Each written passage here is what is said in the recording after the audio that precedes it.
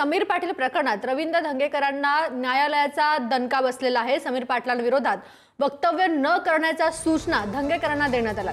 खटला चालू असेपर्यंत समीर पाटलांबाबत न बोलण्याच्या सूचना देण्यात आलेल्या आहेत। समीर पाटलांनी धंगेकरांविरोधात अब्रू नुकसानीचा दावा केला होता, त्यानंतर ही कारवाई झाल्याचं पाहायला मिळत आहे।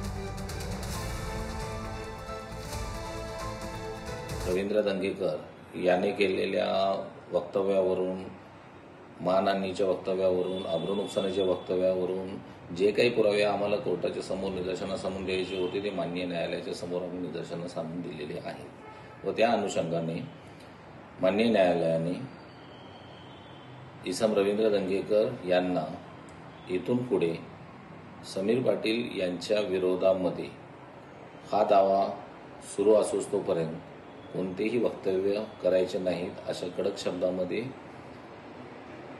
बजावलेले आहे व तसा आदेश पारित केलेला आहे।